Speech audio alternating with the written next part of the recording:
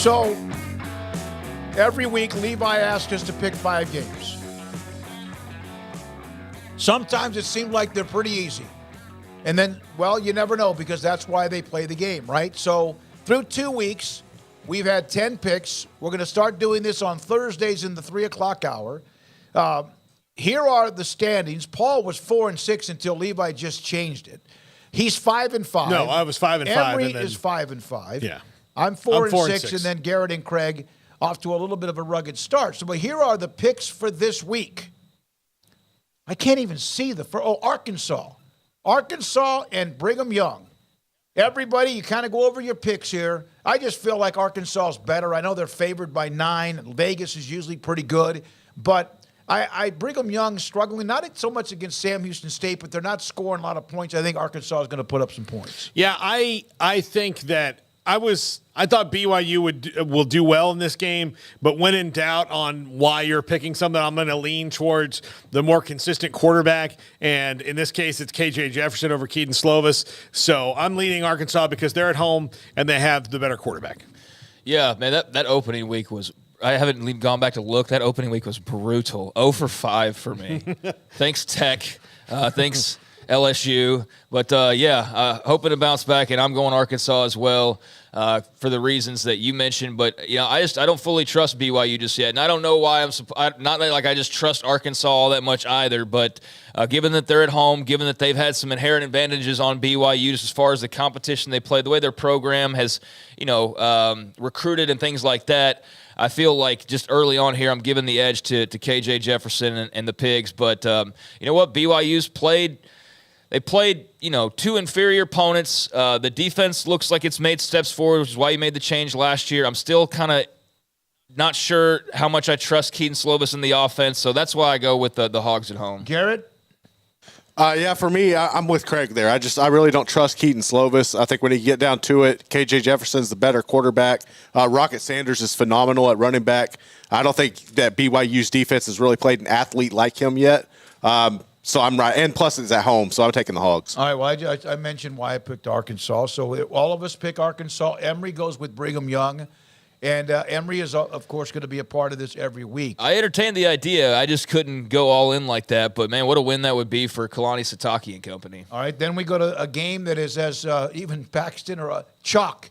Washington at home against a Michigan State program that either comes out fighting like an angry animal cornered, or they just have nothing in them. Or, hey, by the way, Washington's better no matter what Michigan State does, and we all take the Huskies across the board.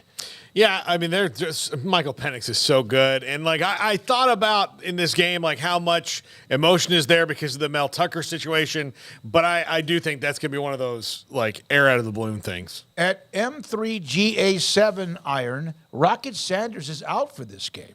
Phenomenal. Sure, maybe an Arkansas fan. But so that, at least thank you for giving us that feedback. I had not seen that. I'm sorry, Paul. Yeah, there might be some emotion at home at Michigan State, given all the controversy that's gone on there because of the Mel Tucker situation with their players. But I just feel, knowing how these things go, that there might be some air out of the balloon, as opposed to win one for the Gipper. I don't think that's necessarily how this is going to go. So. I would have picked Washington regardless of all the Mel Tucker stuff. So with all that stuff going on, I'm definitely rolling with them. I mean, this will be, in East Lansing, so they've got that going for them. Maybe you rally, not for the Gipper, but just for yourselves and your brothers and your teammates and your fans and all of that. That's certainly possible, but I just think Washington's a little bit too explosive, and so, I defer to Michael Penix and company. All right, and, of course, I took Washington. Garrett did as well. Now this game here, kind of an interesting – an interesting matchup with Minnesota after that opening win against Nebraska. North Carolina has beaten South Carolina and Coastal Carolina, and that game was App State. App State. That was a shootout. So I all of us across the board with North Carolina and Mac Brown and company.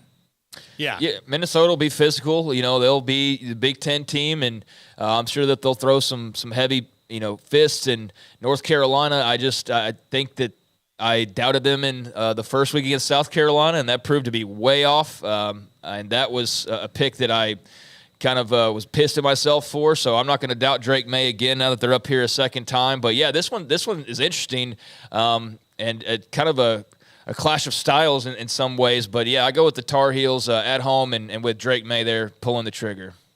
All right, Garrett, you want to add anything to it, Paul? All right, go ahead.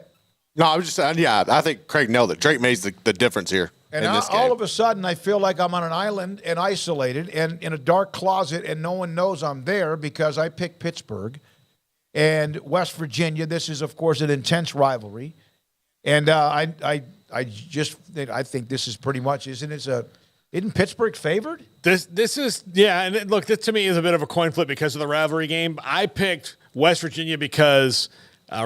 To this point in the season, Garrett Green's played a little bit better than Phil Yurkovich. I mean, that's why I did, and it's at West Virginia. I think that one sticks in their craw a little bit. There is a sense to me that, and there should be a sense all around West Virginia that they need this one really badly. So I am going to. I would have picked Pitt anywhere up until maybe about a day ago, and I've started to lean West Virginia on this one. I was thinking that I was going to be the outlier here and be the only one picking West Virginia, honestly. I didn't think anybody else would have confidence in them just because they've sort of been on the downswing. But, yeah, I don't fully trust Pitt. I don't think they're just some great team. Cincinnati got the win over them last week. Now, granted, they had to hold on to that win. But I think that, West Virginia's got a real opportunity here. I think it does matter that's in Morgantown. I think it does matter they got their first win last week and got to taste that. And I think that, they're still a team that kind of trying to figure out just how good they are and who they are. But I think this is as much that Pitt's just not an overwhelming, like, oh, yeah, they're clearly better. Right. So it's a coin flip, I think, like Paul said, especially with the rivalry aspect to it. So I'm going to put my trust in Neil Brown and the Mountaineers to go and get a big W in the non-con. And for your West Virginia fans who watch us, I apologize, and I hope I'm wrong. Even if I get a loss out of this. I want to see Neil Brown get something he needs. All right, Georgia across the board. You have to put them up there. They're playing another, an SEC team in South Carolina. But was there even a blink? Did you blink here? I did not. Absolutely not. And then when you start telling me, well, if Spencer Rattler, and that just immediately makes me go, yep, I already know. I mean, I know that's what you have to say with South Carolina, but, like, how often do we hear that? And how often is it, like, just forget that I said that. If Spencer Rattler has, like, the game of his life and Georgia turns it over 15 times and I'm being a little silly with that. But, yeah, no doubt in my mind Georgia wins this game. But you never know. I mean, hey, if Spencer Rattler has a good game and some things go wonky, maybe. But I just can't pick anybody other than, like, a top tier. Like, you need to put the Texas or Ohio State or, somebody along those lines right now up against Georgia for me to even pause before picking the dogs right now. Also, by the way, with Georgia, they continue to roll. And that game, it'd be just kind of fun to see if South Carolina can move the ball a little bit against what Georgia might be. By the way, Pittsburgh, not only do they have this week West Virginia, they just lost, as you mentioned, Craig, to Cincinnati. They play 20th ranked North Carolina. They get into the ACC next week. So they're kind of in a little bit of a need a win, or all of a sudden they're looking up at 1-3. And another reason why I picked North Carolina is just coming off that App State game and, coming out of by the skin of their teeth. And I just feel like I don't know. I feel like they're the shade better. They've been tested now a little bit as well, and obviously have the premier quarterback. So that's another part of why that they're a little more battle tested. UNC now having played South Carolina and Appalachian State. But yeah, I mean, rough start. That opening week I was 0 for 5. It's just awful. But those, that was LSU, FSU, that was Tech in Wyoming. I thought I'd at least get that one, but. Thanks, Joey. gotta get me one back at some point. But yeah, we're all in need of a big week, and I think this is the quietest week we're probably gonna have, right? Yeah, I mean, as far as someone will go 5-0 this week. I just feel like the handful of games are gonna be every week now from here on out. This is probably the lull before conference play starts and everything gets really haywire. So looking forward to that. Week 1, it was pretty tough. Week 1, Garrett went 0-5, and you went 0-5. Smokey and I each went 1-4. Well, let's tell the game. Yeah, so we all picked TCU, got it wrong week 1. Right. I still don't regret that. I still would have picked them again, probably. Yeah. 4 of us picked UTSA. Emory did not. He picked Houston. He got that one right. And that came down to the very end of the game, yeah. We all picked Tech. We all got it wrong. Craig and Garrett both were foolish and picked against the juggernaut that is Florida State. Yeah, and they got that wrong. Pick. That was a bad pick. And then we all picked Clemson, which was a terrible pick because Duke punched them. Like, they didn't punch him in the mouth. They punched him in the mouth, in the neck, in the stomach, in the back, like over and over and over again. And shove the body parts some places. But that shows you, like, the greatness of college football is the fact that you get those 5 games and you know, in my case, I didn't really pour over like, oh my gosh, I can't pick. Oh my gosh, I have such a hard time.